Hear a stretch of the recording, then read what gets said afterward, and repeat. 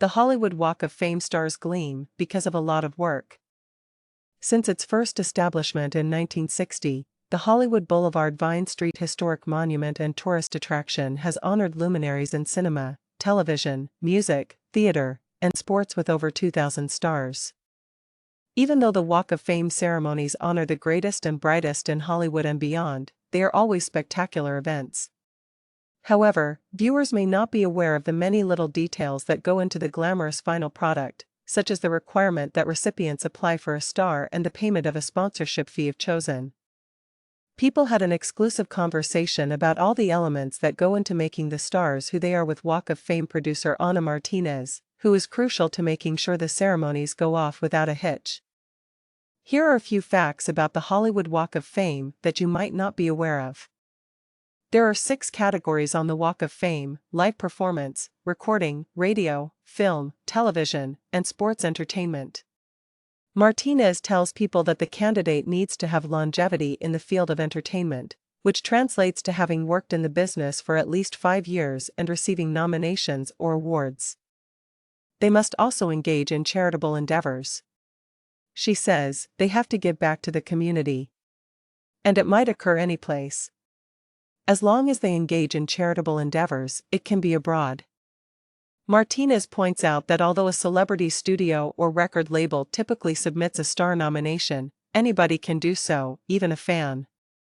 All they have to do is incorporate the celebrity's consent into their formal application. Actually, a unique Springsteen clause requiring the approval of a celebrity was created after a fan nominated Bruce Springsteen without first getting permission from the boss, creating an unpleasant situation. Martinez remembers, "We announced it, and he did not want it. Therefore, I came up with the Springsteen clause, which requires your signature. It wouldn't be fair to those who do want it otherwise." Yes, obtaining a star on the Hollywood Walk of Fame is an expensive endeavor. A sponsorship fee of $75,000 is required upon selection in addition to the $250 application fee. This money covers the cost of creating and installing the star as well as upkeep of the Walk of Fame. Martinez justifies the expense by saying, "I have to file for permits. We cover the costs of our production, the police for off-duty officers for security, the fire department, the creation of the star, the barricade, security, and photography." Although it's not entirely free, fans can attend the event for free as it's a tourist attraction. Martinez notes that in order to gather money for Liza Minnelli's fan group to nominate her, they held bake sales. People would watch her movies and eat baked goods after paying an entry fee. She also highlights how Dean Stockwell's admirers paid tribute to his environmentalist upbringing by recycling newspapers to raise money for him. For music ensembles, there is an extra need in the application process. The nomination form must list the names of every member in the group, both current and former. Martinez points out that the Hollywood Chamber of Commerce is shielded from litigation as a result. She says, occasionally there are feuds and things like that, and sometimes there's not a person in the group anymore. As a result, we have a waiver that shields us from lawsuits brought by individuals who are unhappy about being excluded from the organization.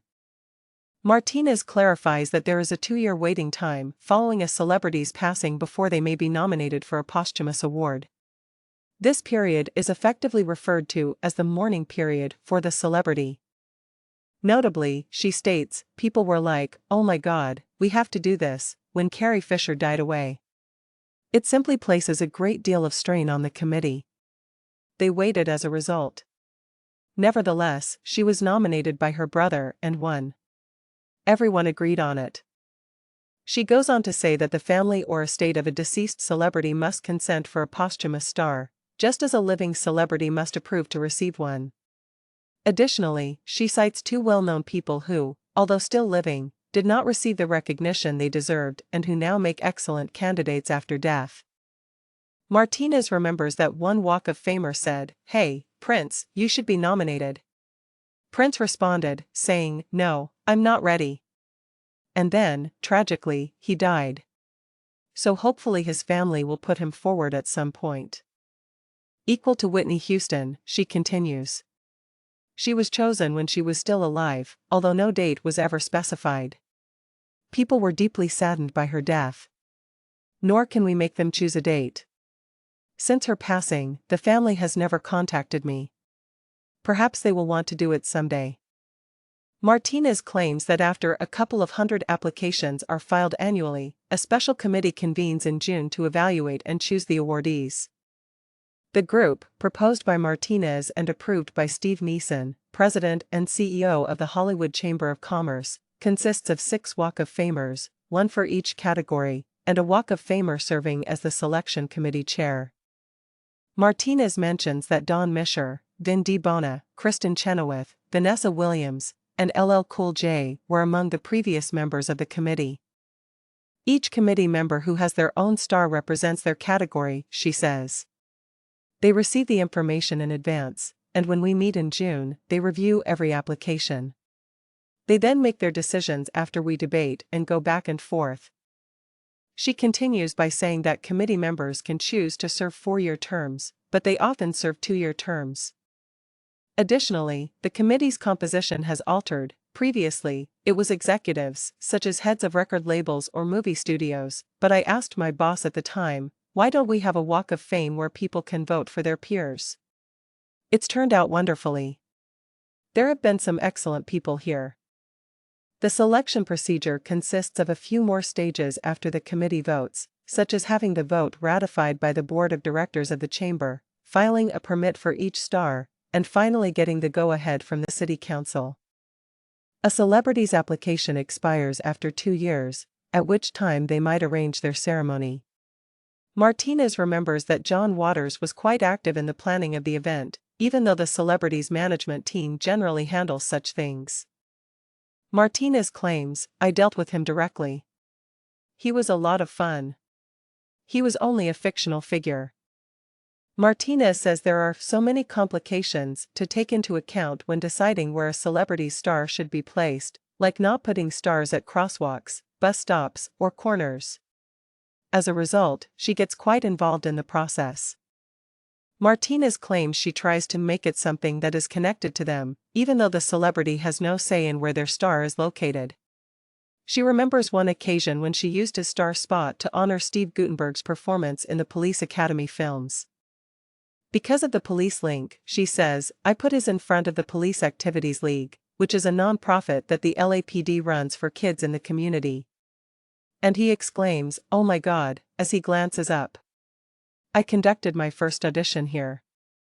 Such kind of really uncommon coincidences exist. She continues by saying that she typically seeks to pair co-stars, like Cindy Williams and Penny Marshall from Laverne and Shirley, and families, like Goldie Hawn and Kurt Russell. Martinez continues, there are more than 2,700 stars on the Walk of Fame, and some popular spots around Hollywood are rapidly running out of space. For example, she is holding one reserved for Julia Roberts, who was chosen but hasn't had a chance to have her ceremony yet, at the TCL Chinese Theater, even though there is only one left. She was chosen in the past, prior to COVID. We're going to reinstate them for folks like her, she adds, adding that she's extending the 2-year limit to select a date because scheduling was challenging for several years due to COVID delays. Moreover, stars are fixed in place and remain there indefinitely. Some people believe that we perform them in one location before moving them. No, they finish at the spot I choose, and they remain there. As a registered historic landmark, the Hollywood Walk of Fame, once a star has been added to the walk, it is considered a part of the historic fabric of the Hollywood Walk of Fame. Because of this, we have never removed a star from the walk. The Hollywood Chamber of Commerce previously reaffirmed this in a statement to Yahoo. Thus, a celebrity cannot be dismissed due to inappropriate behavior. The celebrity can choose who speaks on their behalf during the ceremony, even if they have no control over where their star goes. It's a common misconception that there are restrictions on who can speak in their honor. Nonetheless, celebrities tend to favor friends or colleagues. The speaker's sole obligation is to utilize the 2 minutes provided to them to talk about their relationship, be it professional or friendship-based. Martinez explains, not a career bio, since that is covered in the introduction. Although Martinez says it's extremely uncommon, stars can get many awards. She discloses, if people qualify in 2 different categories, they can submit themselves a couple of times. Gene Autry holds the highest number of stars, with 5. About the young actor who later became a director, she states, Ron Howard is the most recent one. He gained recognition in 1960 as Opie on The Andy Griffith Show and later as a major director of cinema pictures. He therefore has 2. Martinez states that the Hollywood Walk of Fame ceremony typically takes 4 days, and a lot of planning goes into everything from the application process to preparing the actual star. She says, they have to make the star itself 4 days in advance, because it has to cure. They are constructed from Italian marble, called terrazzo. My star maker needs to send me the nameplate after it's created so I can verify it. He then covers it up after I give my approval, and we have to wait 3 or 4 days for it to dry. Then it's polished the morning before the ceremony. Then comes the actual ceremony and production, which begins at 6:30 and ends at 3 o'clock. The event will begin at 11:30, and it will be streamed live. Martinez remembers a crazy incident in which Julia Louis-Dreyfus' star was inadvertently misspelled and her staff had to scramble to correct it. Martinez claims that even though the error could be fixed, Louis-Dreyfus hilariously wanted to maintain it, referring to it as her Seinfeld moment. Martinez continues, we gave her that part with the misspelled name in the end, and she made a little video about it. It was quite humorous.